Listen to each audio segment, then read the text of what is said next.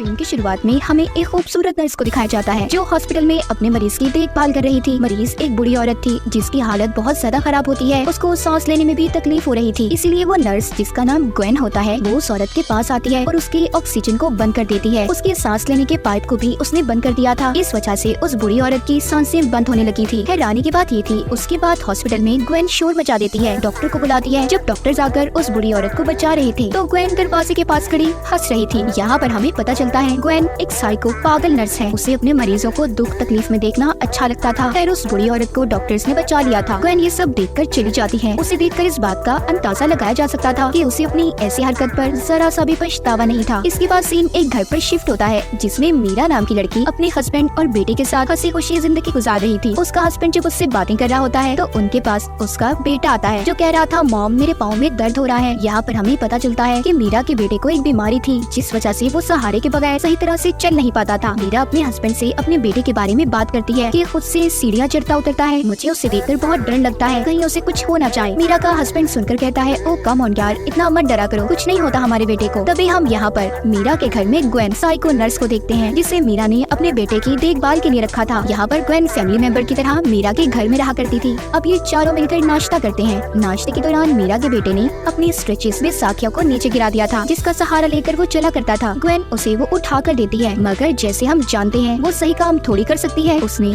उसके पेंच को ढीला कर दिया था ताकि मीरा का बेटा जब उन्हें लेकर चले तो वो नीचे गिर जाए। ग्वेन ये सब अपने मजे के लिए क्या करती थी, जैसा कि हमने कहानी के शुरू में भी देखा था। फिर इसके बाद मीरा का हस्बैंड ऑफिस जाने के लिए तैयार था। वो मीरा के पास खड़ा होता है। उन्हें इतना करीब देखकर ग्वेन मीरा से जेलस हो रही थी क्योंकि वो मीरा के हस्बैंड को पसंद करने लगी थी। मीरा के हस्बैंड के जाने के बाद उसकी दोस्त घर पर आती है जो मीरा से बैठी बातें कर रही थी। तभी ग्वेन मीरा के बेटे के साथ खेलने के बहाने उनकी बातें सुनने लगी थी। मीरा की दोस्त उससे कह रही थी मीरा तुम्हें अपने बेटे के लिए किसी और नर्स को रखना होगा, मुझे लगता है तुम्हारा बेटा और हस्बैंड ग्वेन को कुछ ज्यादा ही पसंद करने लगे हैं। मीरा अपनी दोस्त को कहती है नहीं ऐसी बात नहीं है, तुम ज्यादा ही सोच रही हो। इसी दौरान मीरा को अपने बेटे की आवाज आती है जो बैसाखियों के टूटने की वजह से नीचे गिर गया था। जैसा कि हमें तो पता है ये सब ग्वेन ने किया था। वो अपने बेटे के गिरने की वजह से ग्वेन को बहुत डांटती है क्योंकि उसे ऐसा लग रहा था कि उसने ही उसके बेटे का सही से ख्याल नहीं रखा। उसका बेटा मीरा से कहता है नहीं मॉम ये ग्वेन की वजह से नहीं हुआ, इसमें सारी मेरी गलती थी। मीरा डॉक्टर को कॉल करती है और उसने अपने बेटे के लिए नई बैसाखियों को मंगवा लिया था। रात को वो ग्वेन से भी माफी मांगती है कि वो उस पर बिना वजह चिल्लाई। ग्वेन कहती है नहीं इसमें तुम्हारी कोई गलती नहीं है, मैं समझ सकती हूँ तुम एक माँ हो और माँ अपने बच्चे के लिए बहुत फिक्रमंद होती है। और हालांकि हम तो जानते हैं ये सब कुछ ग्वेन ने किया था। इसके बाद वो मीरा के लिए एक चाय बनाती है जो शायद आराम के लिए थी। हम मीरा को देखते हैं जो उस सोसाइटी को ज्वाइन करती है जिसमें उसके बेटे जैसे लोग थे। उन सबको ऐसी ही बीमारी थी। मीरा उन्हें बताती रोने लगती है, कहती है मुझे बहुत बुरा लगता है, मेरा बेटा आम बच्चों की तरह खेल नहीं पाता। सब सुनकर कहती है हम समझ सकते हैं क्योंकि हम भी इस बीमारी में कई बरसों से जी रहे हैं। इसके बाद वो घर पर आती है। ग्वेन उसे चाय देती है जो उसने उसके लिए बनाई थी। मीरा चाय पीते ही सो गई थी। कुछ देर के बाद डॉक्टर घर पर आती है। जब मीरा सो रही थी तो वो उसके बेटे की स्ट्रेचेस बैसाखियां लेकर आती हैं। जब वो डॉक्टर मीरा के बेटे को देने जा रही थी तो ग्वेन ने उन्हें रोक लिया था और कहती है आप जाएं, मैं इसे दे दूंगी। जाते हुए डॉक्टर कहती है मैं शायद तुम्हें जानती हूँ, मैंने तुम्हें कहीं देखा है। साथ ही वो ये भी कहती है मुझे जैसे ही याद आएगा आई प्रॉमिस, मैं तुमसे वादा करती हूँ मैं तुम्हें जरूर बताऊंगी। इतना कहकर वो वहाँ से चली गई थी। उसी शाम ग्वेन उस डॉक्टर के घर पर जाती है और उन्हें बताती है आपने सही कहा था कि आप मुझे जानती हैं, मैं भी अक्सर आप ही को याद करती हूँ। इतना कहने के बाद उसने डॉक्टर को पकड़कर उसकी बाजू में इंजेक्शन लगा दिया था। यहाँ पर हमें पता चलता है कि कहानी के शुरू में ग्वेन ने जिस बूढ़ी औरत को मारने की कोशिश की थी उसकी जान इसी डॉक्टर ने बचाई थी। मगर अब ग्वेन को डर था कि कहीं ये बात डॉक्टर मीरा के हस्बैंड को न बता दे, इसलिए उसने ड्रग वाला इंजेक्शन लगाकर उसे मार दिया था।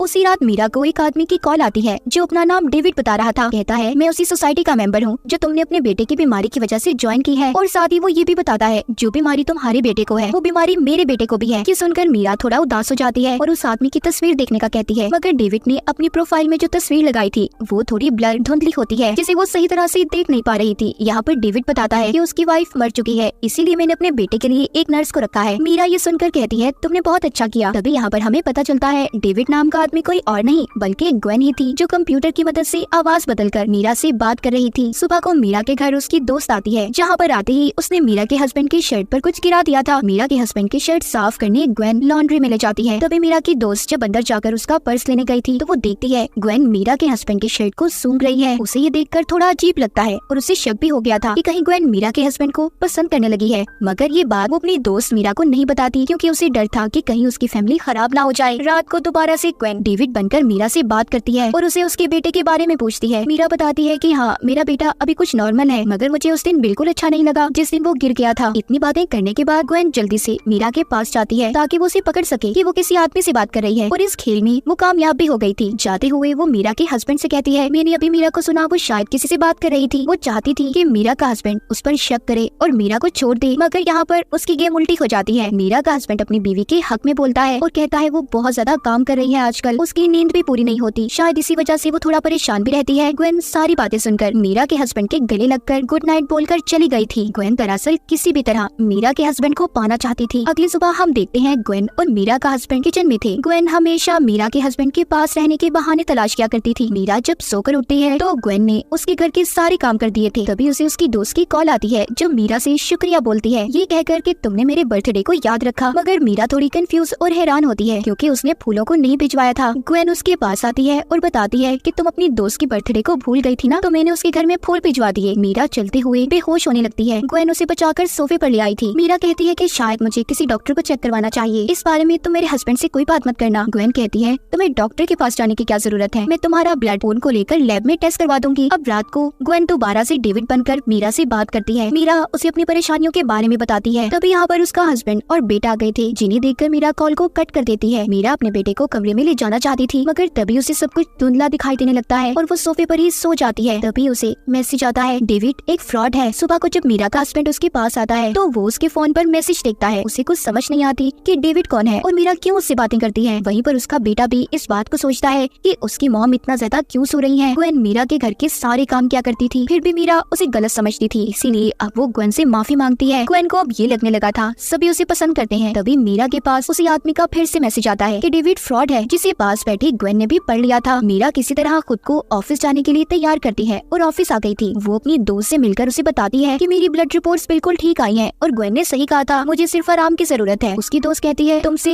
एक बात कहूँ मैं, उस डॉक्टर को दिखाओ जिसका गवेन से कोई लेना देना ना हो, वो उस डॉक्टर को ना जानती हो। तभी उसे वहाँ पर एक मेल आती है जो डेविड की थी, जिसमें लिखा था, वो आदमी जो मेरे बारे में तुम्हें मैसेज कर रहा है वो तुम्हें बदनाम करना चाहता है। तभी उसे उस आदमी की भी मेल आती है जो कह रहा था तुम्हारे बेटे की जान को खतरा है। ये दोनों मेल्स पढ़ने के बाद मीरा घर आ जाती है और बहुत ज्यादा परेशान भी थी। इस बारे में उसने गवेन को भी बता दिया था और कहती है, उस आदमी से मिलने मैं शाम को कैफे में जाने वाली हूँ। ये सभी बातें मीरा का हस्बैंड भी सुन लेता है, जिसे अब लगने लगा था कि गवेन की बातें सच हैं, उसकी बीवी उसे धोखा दे रही है।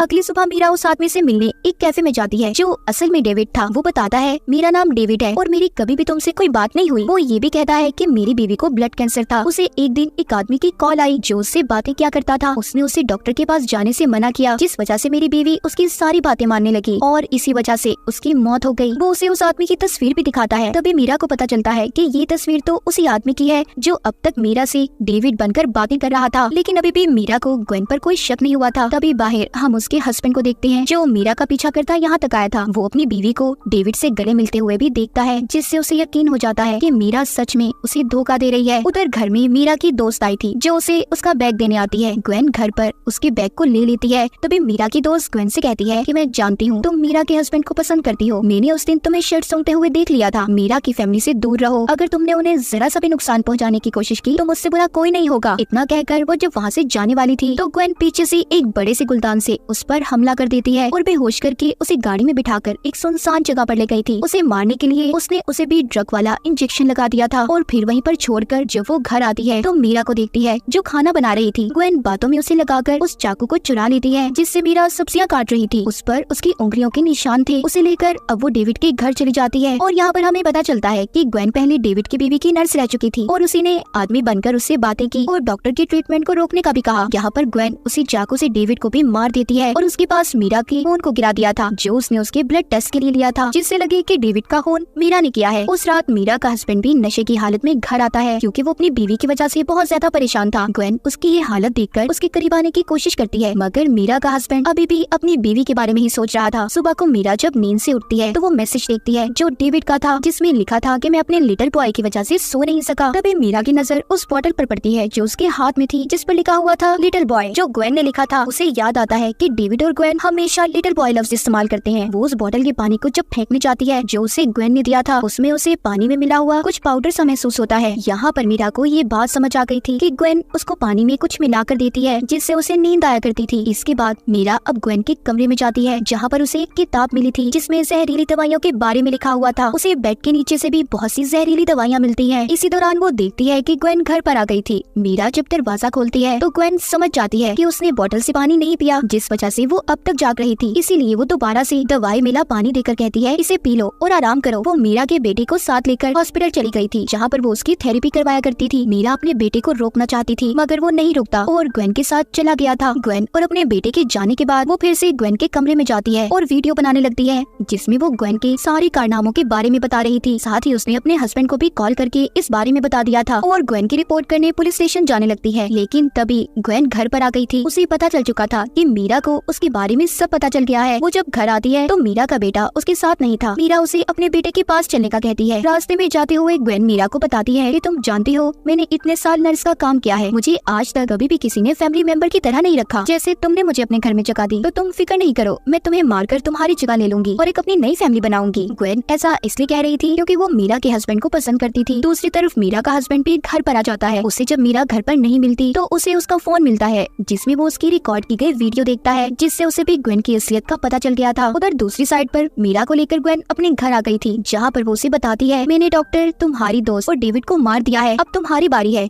ये सुनकर मीरा को अपने बेटे की फिक्र होने लगी थी। वो अपने बेटे को ग्वेन के घर पर ढूंढने लगती है। वो कहती है तुम्हारा बेटा तो अभी क्लिनिक में है, मैं तो यहाँ पर तुम्हें मारने आई हूँ और मैंने उस चाकू से डेविड को मारा है जिस पर तुम्हारी उंगलियों के निशान है। पुलिस तुम्हें कातिल समझेगी और तुमसे तुम्हारा बेटा और हस्बैंड नफरत करेंगे। तभी मीरा जब यहाँ से भागने लगती है तो ग्वेन ने उसे पकड़ लिया था और उसका गला दबाकर उसे मारने की कोशिश कर रही थी। मीरा किसी तरह से एक बर्तन उठाकर ग्वेन के सर पर देकर मारती है जिससे वो जख्मी हो गई थी और बेहोश भी हो जाती है और जिसके बाद मीरा फौरन से अपने घर की तरफ निकल गई थी। कहानी के आखिर में हमें मीरा, उसका हस्बैंड और बेटा दिखाया जाता है जो फिर से एक खुशहाल जिंदगी गुजारने लगे थे। वहीं पर ग्वेन को इतने सारे खून करने के जुर्म में सजा हो गई थी। तो देखा आपने ग्वेन कितनी खतरनाक थी। अगर आप किसी को भी घर पर रखें तो उसके बारे में पूछताछ जरूर कर लें। अपना और अपने प्यारों का ख्याल रखें। और इसी के साथ इस फिल्म की कहानी यहीं पर खत्म हो जाती है।